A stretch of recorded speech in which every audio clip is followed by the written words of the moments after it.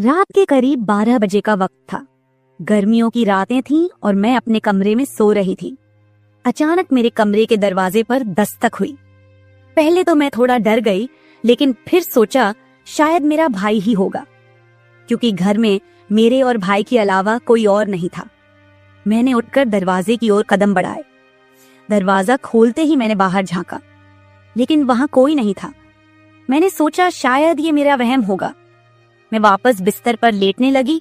अचानक दरवाजे पर फिर से पहले से भी ज्यादा जोर की दस्तक हुई। मैंने कांपती हुई आवाज में पूछा, कौन है? लेकिन कोई जवाब नहीं आया। डरते हुए मैंने दोबारा दरवाजा खोला और वहां मेरा भाई खड़ा था। उसने मुझसे कहा, क्या हुआ दीदी, इतनी घबराई हुई क्यों लग रही हो? वो मुझे आज कुछ अजीब सी नजरों से देख रहा था। मैंने सोचा शायद मैं ही ज्यादा सोच रही हूँ, लेकिन मुझे क्या पता था कि उस रात कुछ ऐसा होने वाला था जिसने मेरी पूरी जिंदगी को बर्बाद कर दिया, जिसे मैं चाहकर भी कभी भूल नहीं पाई।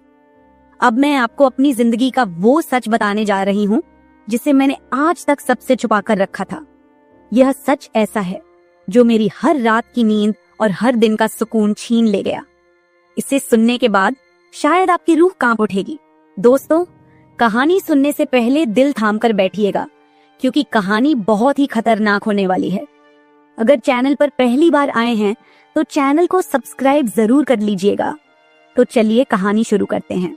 मेरी उम्र 20 साल हो चुकी थी और मैंने नया नया जवानी की दहलीज पर कदम रखा था। मैं कॉलेज में सेकेंड ईयर की पढ़ाई कर रही थी। उन दिनों गर्मी का मौसम था और हमें कॉलेज से छुट्टियां मिल गई थीं। रोज की तरह आज भी पूरे घर की सफाई करने के बाद मैं अपने बिस्तर पर आराम कर रही थी। थकान से चूर होकर ऐसा लग रहा था जैसे पूरा बदन अकड़ गया हो। मैं अपने बिस्तर पर लेटकर सुकून पाने की कोशिश कर रही थी और हाथों से अपने सिर की मसाज कर रही थी। अचानक मेरा भाई राहुल मेरे कमरे में आया और दरवाजा बंद करके कहने लगा, क्या हुआ दीदी, तबीयत तो ठीक है? मैंने कहा, क्या भाई, मम्मी सारा काम मेरे सर पर डालकर चली जाती हैं। कॉलेज की छुट्टियां क्या हुई, सारे घर की जिम्मेदारी मुझ पर आ गई है। ऊपर से काम वाली बाई भी छुट्टी पर है। मुझसे नहीं होते ये घर के काम। मेरी बात सुनकर वह मेरे पास आकर बैठ गया और कहने लगा, मेरी प्यारी बहन, कोई बात नहीं, मैं अभी तुम्हारे लिए दूध लेकर आता हूँ, उसे पियोगी तो सुकून मिल जाएगा। राहुल की बात सुनकर मैं मुस्कुरा दी और कहा, बस तुम खाना बाहर से ले आना, मैं थोड़ी देर सोऊंगी तो मेरी तबीयत कुछ बेहतर हो जाएगी। राहुल कमरे से निकल गया। कुछ देर बाद ठंडे दूध के गिलास के साथ वह वापस आया। मुझे उस पर बहुत प्यार आया। दुनिया में बहुत कम ही ऐसे भाई होते हैं जो अपनी बहनों का इतना ख्याल रखते हैं। मैं उसे ढेर सारा आशीर्वाद देने लगी और उसका लाया हुआ दूध पीने लगी। दूध पीने के बाद मैं अपने बिस्तर पर लेट गई। राहुल कहने लगा, चलो दीदी, मैं तुम्हारा सिर दबा देता हूँ, तुम सो जाओ।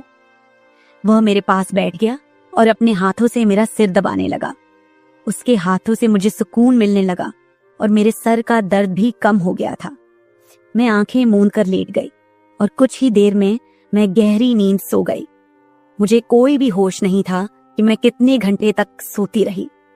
जब मेरी आंख खुली तो मैंने घड़ी पर टाइम देखा। रात के 9 बज चुके थे। शायद थकावट की वजह से मुझे वक्त का एहसास ही ना हुआ। मम्मी और पापा भी ऑफिस से वापस आ चुके थे।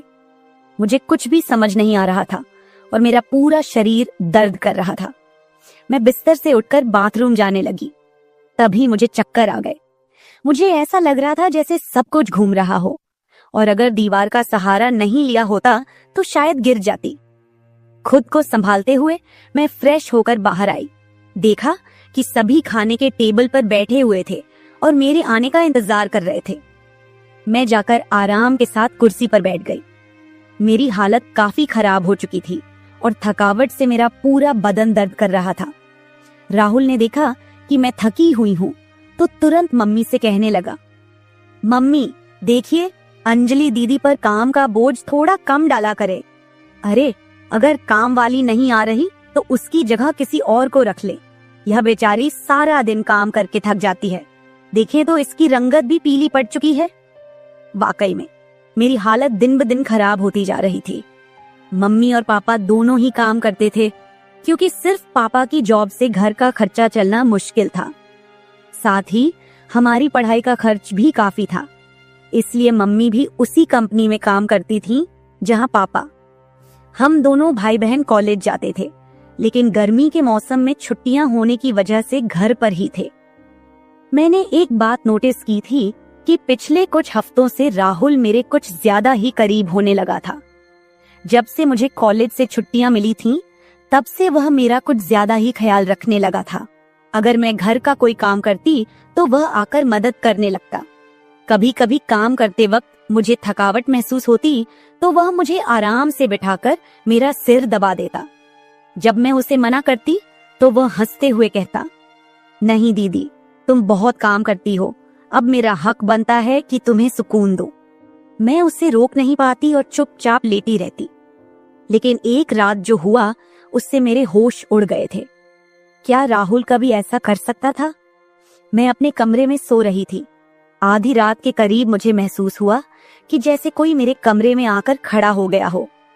धीरे धीरे वह बिस्तर के पास आ रहा हो और मैं सोते हुए भी महसूस कर सकती थी कि कुछ अजीब हो रहा है। मुझे तुरंत झटका सा लगा और मैंने आंखें खोल दी। कमरा पूरी तरह से अंधेरे में डूबा हुआ था और जब मैंने उठकर देखा तो अंदर कोई नहीं था। बस कमरे का दरवाजा थोड़ा सा खुला हुआ था और मुझे याद था कि मैं हमेशा सोने से पहले दरवाजा बंद करके सोती थी। तो फिर वह कैसे खुला था? मैं चुपचाप उठकर दरवाजे को लॉक करने लगी। फिर से बिस्तर पर जाकर सोने की कोशिश की, लेकिन जैसे ही मेरी आंखें बंद हुईं, मुझे फिर से कुछ कदमों की आहट सुनाई दी, जैसे कोई बिस्तर के पास आकर बैठा हो। और फिर मुझे लगा जैसे कोई मेरे पास आकर अपना हाथ बढ़ा रहा हो। मैंने पलटकर देखा, लेकिन कोई नहीं था। मेरी धड़कन तेज हो गई थी और मुझे घबराहट होने लगी थी। मैंने घबराते हुए कमरे की लाइट ऑन की और दरवाजा खोलकर बाहर झांका, लेकिन वहां कोई नहीं था। आज से पहले ऐसा कभी नहीं हुआ था जो अब हो रहा था। मुझे प्यास लगी तो मैं कमरे का दरवाजा खोलकर बाहर निकली। उसी वक्त राहुल भी अपने कमरे से बाहर निकला। मुझे देखकर उसने पूछा, क्या बात है, आप अभी तक जाग रही हैं? मैंने जवाब दिया, कुछ नहीं, बस ऐसा महसूस हुआ जैसे कमरे में कोई मौजूद हो। पानी पीकर मैं दोबारा कमरे में आई और पीछे पीछे वह भी आ गया। उसने कहा, आपको डरने की जरूरत नहीं है। अगर आपको डर लग रहा है तो मैं आपके पास सो जाता हूँ। मैंने उसे मना किया, नहीं, तुम्हें परेशान होने की जरूरत नहीं है, जाओ और आराम करो। लेकिन वह जिद करने लगा कि मैं आपको अकेला किसी भी हाल में नहीं छोड़ सकता। आपकी तबीयत खराब हो सकती है, मैं आपको तकलीफ में नहीं देख सकता। आप सो जाएं, मैं यही सो जाता हूँ। आखिरकार उसकी जिद के आगे मुझे झुकना पड़ा। मैं बिस्तर पर लेट गई और उसने भी सोफे पर तकिया रखा और मेरे पास में ही सो गया। लेकिन उस रात मुझे ऐसा महसूस हुआ जैसे कोई मेरी ओर काफी देर तक ध्यान से देखता रहा हो। उसने मेरे बालों को सहलाया, मेरे चेहरे पर उंगलियां फेरी और मैं सो रही थी। अगली सुबह जब मैं उठी तो मेरा मूड बड़ा अजीब था, लेकिन जब मैंने अपने आप पर गौर किया तो मैं हैरान रह गई। शुक्र था कि मैंने अपने आप को दुपट्टे से ढक रखा था। मेरी कमीज बेतरतीब हो चुकी थी। मुझे हैरत हुई क्योंकि आज से पहले मैं कभी इस तरह आराम से नहीं सोई थी। आज मैं बहुत खुश महसूस कर रही थी, न जाने क्या वजह थी। मैंने अपने भाई की तरफ देखा तो वह भी बहुत खुश था। मैंने उसको पूछा, तुम आज इतने खुश क्यों हो? तो कहने लगा, जिसको आप जैसी बहन मिल जाए वो क्यों ना खुश हो। घर के सारे काम निपटाकर जब मैं बैठी तो राहुल तेल लेकर मेरे पास आ गया। कहने लगा, अंजलि दीदी, आप अपने बाल खोल दे, मैं आपके सर में मालिश कर देता हूँ। मुझे उसकी हरकतें कुछ अजीब लग रही थीं। मैंने कहा, ये तुम्हारा काम नहीं है, जाओ अपनी पढ़ाई करो, मुझे मालिश की जरूरत नहीं है। मगर उसने मेरी बात नहीं मानी और खुद ही मेरे बालों से कैचर उतार कर कहने लगा, आप नखरे मत किया करो, किस्मत वालों को ही ऐसे भाई मिलते हैं। जब आपका भाई आपके खूबसूरत रेशमी बालों में मसाज करना चाहता है तो आपको क्या समस्या हो सकती है? आ जाइए, मैं आपके सर की मसाज कर देता हूँ, आपको बहुत सुकून मिलेगा। वह मुझे उठाकर कमरे में ले गया। मैं बेड पर तकिया रखकर लेट गई। मेरे बाल बेड से नीचे लटक रहे थे। वह मेरे सरहाने बैठकर मेरे बालों की मसाज करने लगा। राहुल मुझसे 3 साल छोटा था, मगर मुझे नाम से बुलाता था। कहता, आप इतनी प्यारी हैं कि आपको देखकर दिल करता है कि आप हमेशा इसी तरह मुस्कुराती रहें और मैं आपका लाभ उठाता रहूं। वह मेरे सिर की मालिश कर रहा था और उसके हाथों में जैसे जादू था। मुझे इतना मजा आया कि मैं नींद की वादियों में खोने लगी। तेल की खुशबू भी बहुत जबरदस्त थी। तेल की हल्की हल्की महक कमरे में फैल चुकी थी। मैंने उत्सुकतावश उससे पूछा, ये तेल कौन सा है? उसने मुस्कुराते हुए जवाब दिया, ये एक खास तेल है जो आपकी सुंदर जुल्फों को और भी चमकदार बनाएगा। आपके बालों की खास देखभाल के लिए ही लाया हूँ। उसकी बातें मुझे बहुत अजीब सी लग रही थी। मैं समझ नहीं पाती थी कि वह किस तरीके से बात कर रहा है। मालिश के दौरान कब मुझे नींद आ गई, पता ही नहीं चला। कुछ समय बाद जब मेरी आंख खुली तो मेरे पूरे बदन में भारीपन महसूस हो रहा था। ऐसा लगा रहा था जैसे किसी ने मुझ पर बहुत ज्यादा वजन रख दिया हो।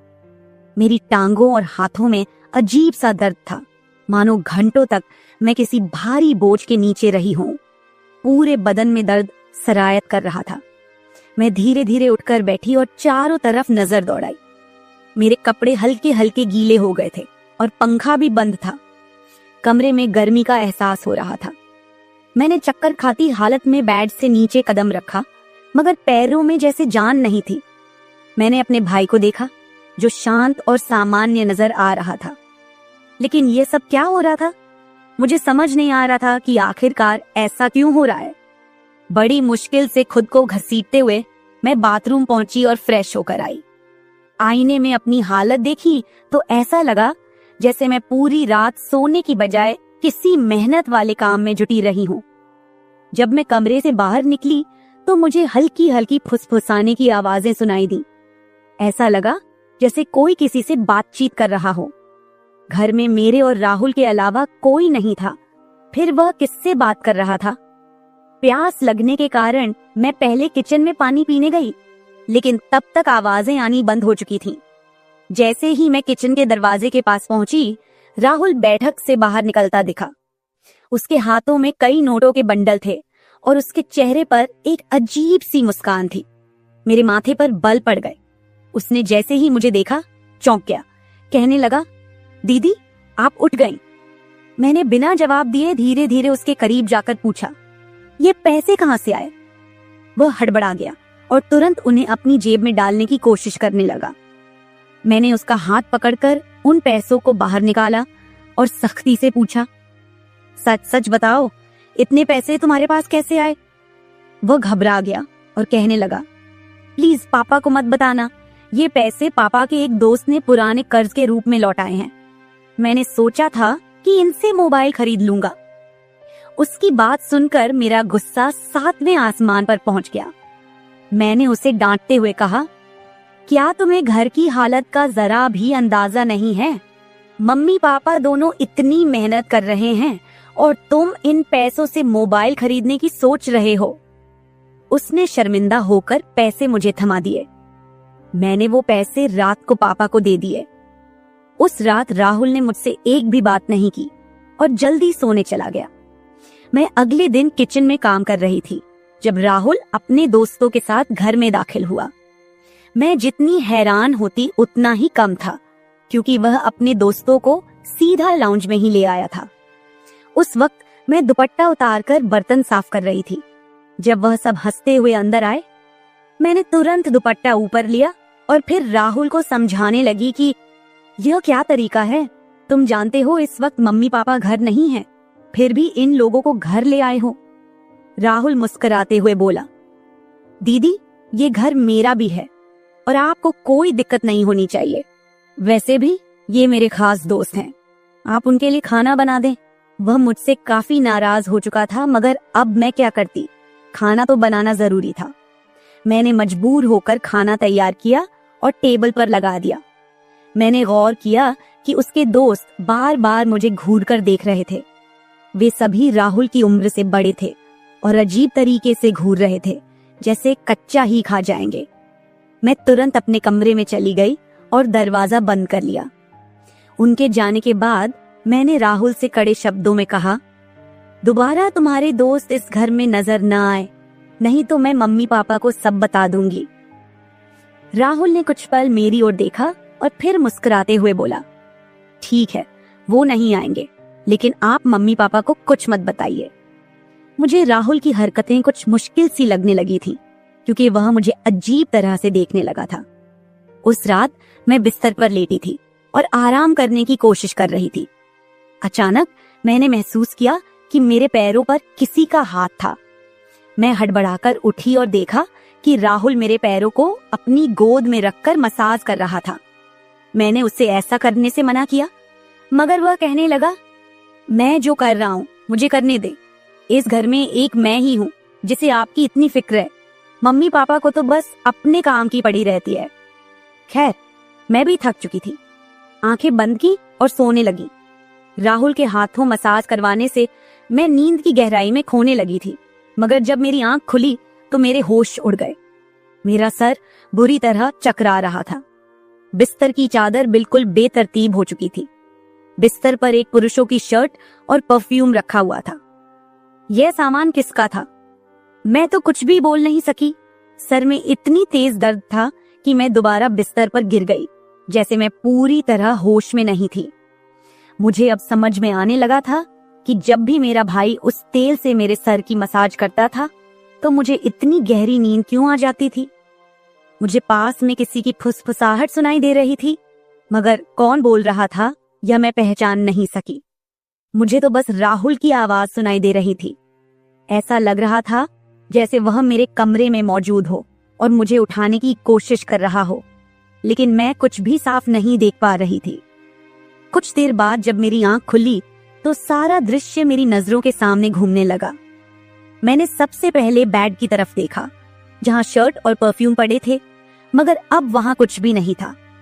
आज फिर मेरी हालत बड़ी अजीब थी। मैं बच्ची तो नहीं थी जो ये सब कुछ समझ ना पाती। घर में मेरे और राहुल के अलावा और कोई नहीं था। फिर मेरे सोने के बाद ऐसा क्या होता था कि मेरा पूरा शरीर पानी से नहला दिया गया हो? सिर्फ इतना ही नहीं, मेरा शरीर दर्द से चूर था और रंगत भी बिल्कुल पीली हो चुकी थी। दिन ब दिन मैं कमजोर होती जा रही थी। उस दिन भी राहुल मेरे करीब आने की कोशिश कर रहा था, मगर मैं बहाना बनाकर अपने कमरे में आ गई थी। दिमाग में अजीब से विचार आने लगे थे। तबीयत भी काफी खराब थी। माँ ने मेरी हालत देखकर पूछा, क्या बात है, तुम ठीक नहीं लग रही हो? मैंने कुछ नहीं कहा। माँ ने कहा कि अगले दिन वे मुझे डॉक्टर के पास ले जाएंगी। उस रात मैं बार बार उठ रही थी और ठीक से सो नहीं पाई। अगले दिन मेरे मम्मी पापा रोज की तरह अपने काम पर चले गए थे। उन्हें शायद मेरी परवाह नहीं थी। मैं खुद ही डॉक्टर के पास गई, जहां अल्ट्रासाउंड में पता चला कि मैं पेट से हूं। मेरे तो पैरों तले जमीन खिसक गई। आखिर यह सब मेरे साथ कौन कर सकता था? राहुल मेरा भाई था, लेकिन फिर मेरे दिमाग में यह बात आई कि वह मेरा सौतेला भाई है। वो माँ की दूसरी शादी से हुआ था, जबकि मैं उनकी पहली शादी की औलाद थी। इस तरह की बातें मुझे गलत सोचने पर मजबूर कर रही थीं। समझ नहीं आ रहा था कि कैसे अपने माँ बाप को यह बात बताऊं। राहुल मेरा सौतेला भाई जब मेरे पास बैठता तो कभी मेरा हाथ पकड़ता तो कभी मेरे गाल खींच देता। उसकी हरकतें मुझे परेशान कर रही थीं, लेकिन मैं उसको कुछ कह नहीं पा रही थी। मेरे दिमाग में यही सवाल गूंज रहे थे कि आखिरकार मेरे साथ ऐसा कौन कर सकता है। फिर मैंने एक दिन अपने कमरे में मोबाइल का कैमरा फिट करके रख दिया ताकि सच्चाई सामने आ सके। उस दिन हमारे माता पिता घर पर नहीं थे। राहुल फिर से मेरे पास आया और मेरे सिर की मालिश करने लगा। मैंने पूरी कोशिश की कि मैं ना सोऊं, लेकिन वह तेल इतना अजीब था कि मैं उसकी खुशबू से बेहोश हो गई। 1 घंटे बाद जब मेरी आंखें खुली तो माँ पापा घर लौट चुके थे। मैंने सबसे पहले कैमरे की रिकॉर्डिंग देखी। जो कुछ मैंने देखा वह मेरे होश उड़ा देने के लिए काफी था। राहुल मेरे कमरे में अपने दोस्तों को लाता था जो मेरे साथ बुरा व्यवहार करते थे। फिर अपना काम पूरा करने के बाद वे राहुल को पैसे देते और चले जाते। जब मुझे इस सच का पता चला तो मैं पूरी तरह से टूट गई। मैं गुस्से में अपने कमरे से बाहर आई और राहुल का गिरेबान पकड़कर मैंने उसे थप्पड़ मारने शुरू कर दिए। मेरी चीख सुनकर मम्मी पापा भी वहां आ गए। पापा ने मेरा हाथ पकड़ लिया और गुस्से में कहने लगे, क्या हो गया है?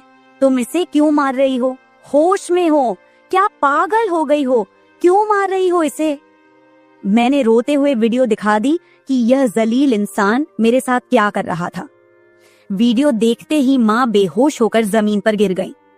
ये देखकर पापा को भी बहुत ज्यादा गुस्सा आया। उन्होंने राहुल को गुस्से में पकड़ लिया और उसे बुरी तरह पीटना शुरू कर दिया। उसके मुंह और नाक से खून बह रहा था। राहुल ने गुस्से में कहा, मैंने इसे कभी भी अपनी बहन समझा ही नहीं। मुझे पैसों की जरूरत थी। लोग इसके लाखों रुपए देने को तैयार थे। मुझे अपनी जरूरतें पूरी करनी थी, इसलिए मैंने यह कदम उठाया। मैं अपने कानों पर हाथ रखकर बस रोए जा रही थी। पापा ने उसे इतना मारा कि वो लहूलुहान हो गया, लेकिन जैसे तैसे खुद को छुड़ाकर वह घर से भाग गया और फिर कभी उस घर में वापस नहीं आया। इस हादसे को मेरे लिए भूल पाना तो दूर, इसे याद करते हुए आज भी मेरी रूह कांप जाती है। भाई वही होता है जो आपके सगे खून का हो। किसी भी अनजान मर्द के सहारे अपनी बेटी को छोड़ना बहुत बड़ी भूल हो सकती है, क्योंकि कुछ शैतानी सोच रखने वाले लोग हर वक्त इस ताक में रहते हैं कि कब किसी मासूम की इज्जत से खिलवाड़ करें। मेरी वीडियो देखने वाले सभी दर्शकों को यही गुजारिश है कि अपनी बहन बेटियों को कभी भी किसी अनजान मर्द के सहारे उन्हें अकेला न छोड़े और बेटियों की सिर्फ परवरिश मत कीजिए, उन्हें आत्मनिर्भर और आत्मरक्षक बनना सिखाइए। इस सारे मामले में आपको किसकी गलती लगती है? हमारे माँ बाप की, जिन्होंने पैसा कमाने के चक्कर में हमारे ऊपर कभी ध्यान ही नहीं दिया, या फिर मेरी, जो अपने सौतेले भाई पर सरगे से भी ज्यादा भरोसा करती थी, या फिर इस समाज की, जो बेटियों को कमजोर और बेबस मानता है। आपकी राय मेरे लिए बहुत मायने रखती है। कमेंट बॉक्स में जरूर बताएं कि इस पूरे मामले में आप किसे गलत मानते हैं। मैं अपनी कहानी आपके साथ इसलिए साझा कर रही हूँ ताकि यह किसी और के लिए एक सीख बन सके। यह सिर्फ एक घटना नहीं है, बल्कि एक चेतावनी है कि हम सबको सतर्क रहना चाहिए।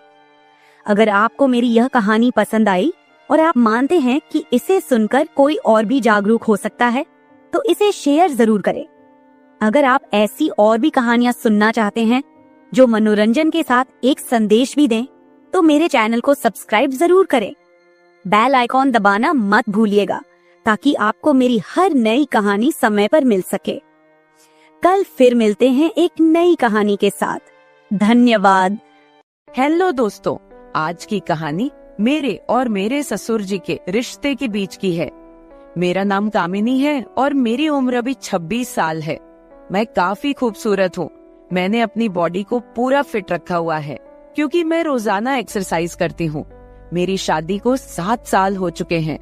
मेरे मम्मी पापा ने गरीबी की वजह से मेरी शादी कम उम्र में ही एक अमीर लड़के से करवा दी, लेकिन वो लड़का अक्सर बीमार रहता था।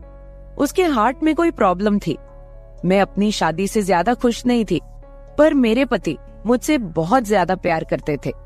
अब मेरी शादी को 2 साल हो चुके थे, लेकिन अभी तक कोई भी बच्चा नहीं हुआ था। हमारे घर में मैं, मेरे पति और ससुर जी थे। हम तीनों ही बहुत प्यार से रहते थे। मेरे ससुर जी की उम्र 45 से 50 साल की होगी, लेकिन वो काफी जवान दिखते हैं क्योंकि उन्होंने अपने शरीर को पूरा फिट रखा हुआ है। फिर एक दिन मेरे पति की तबीयत ज्यादा खराब हो गई और उनकी मृत्यु हो गई। मेरे सामने मानो दुखों का पहाड़ टूट पड़ा हो। अब मैं एक विधवा हो चुकी थी। धीरे धीरे मेरे पति को गुजरे काफी समय हो गया था। अब मेरे ससुर जी और मैं दोनों ही घर में रहते थे। मैं बहुत ही उदास रहने लगी थी, लेकिन मेरे ससुर जी मुझे बहुत समझाते थे कि कामनी, अब जो होना था वो हो गया है, इतनी टेंशन मत लो, तुम भी बीमार हो जाओगी। मैं तो कहता हूँ कि तुम दोबारा से शादी कर लो, अभी तुम्हारी उम्र ही क्या है। पर साथ ही साथ वो मुझे अजीब सी नजरों से देखते थे। फिर मैं अपना घर चलाने के लिए जॉब करने लगी क्योंकि मेरे घर में अब कमाने वाला कोई नहीं बचा था। मैं दिन भर ऑफिस में रहती और शाम के 7 बजे तक घर आती। ससुर जी का बिजनेस ठीक ठाक चलता था, पैसों की कुछ खास चिंता नहीं थी। फिर भी मैं सोचती हूँ कि खाली घर पर बैठकर क्या करूंगी, इसलिए जॉब करती हूँ और थोड़ा दिल भी बहल जाता है और टाइम पास भी हो जाता है।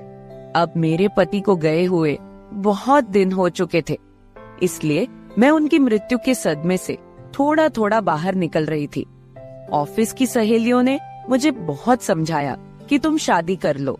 मेरी एक बहुत अच्छी सहेली है, हम दोनों साथ साथ ऑफिस जाती हैं। एक दिन ऑफिस से निकलते वक्त मेरी सहेली ने मुझे घर पर बुलाया, क्योंकि मेरे ऑफिस और घर के बीच ही मेरी सहेली का घर है। तो मैं उसके घर चली गई। हमने चाय पी और फिर इधर उधर की थोड़ी बातें की। मेरी सहेली ने कहा कि क्या तुझे पता है ऑफिस में क्या चल रहा है? मैंने कहा नहीं यार, मुझे उससे क्या फर्क पड़ने वाला है, वैसे भी तो मैं ऑफिस में अपना मन बहलाने के लिए ही जाती हूँ। फिर मेरी सहेली बोली, फिर तू सुन ले, हमारे ऑफिस में सभी लोग एक दूसरे से मिलकर रहते हैं और किसी को भी कोई समस्या हो वो सभी मिलकर सुलझा लेते हैं। देखो, जो काम वाली आंटी है वह विधवा हो चुकी है, लेकिन ऑफिस के लोगों ने मिलकर उनकी शादी करवा दी है। अब वह बहुत खुशी खुशी रहती है और उनका भी एक सहारा बन गया है। मैंने उसकी बातों पर ज्यादा ध्यान नहीं दिया और वहाँ से अपने घर चली आई। मैं थोड़ा थोड़ा अपनी सहेली की बातों को समझ रही थी कि वो मुझे शादी करने के बारे में बोल रही है। फिर मैंने घर आकर ससुर जी को खाना बनाकर दिया और खुद भी खाना खाया। मैं अपने कमरे में बैठी थी, मुझे नींद नहीं आ रही थी। सुबह के लगभग 10 बज रहे थे। आज रविवार था, मुझे ऑफिस नहीं जाना था। तभी मेरे दिमाग में मेरी सहेली के मुंह से सुनी हुई बातें चलने लगी। मैं सोच सोचकर परेशान सी होने लगी। फिर मेरे दिमाग में कुछ आया और मैं अपने ससुर जी के कमरे की ओर चली गई।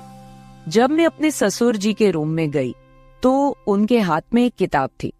मुझे देखकर उन्होंने किताब को तकिए के नीचे रख दिया। मैंने देख लिए था कि ससुर जी कौन सी किताब देख रहे हैं। मैंने कहा, ससुर जी आप क्या पढ़ रहे हो? वह बोले, कुछ नहीं बहू, किताब देख रहा था बस। बताओ क्या बात है? मैं बोली, कुछ नहीं ससुर जी, मुझे आपसे कुछ जरूरी बात करनी है। उन्होंने कहा, हाँ बहू कहो, क्या बात करनी है? मैंने कहा, ससुर जी बात थोड़ी अजीब है, मैं सोच रही थी कि आपसे कहूँ कि नहीं। उन्होंने कहा, अरे पहले तुम बोलो तो सही, क्या बात है? ऐसा कभी हुआ है कि तुमने कभी मेरे से कुछ मांगा हो और मैंने तुम्हें लाके ना दिया हो? तुम मेरा इतना ख्याल रखती हो, जो भी बात है खुलकर बोलो।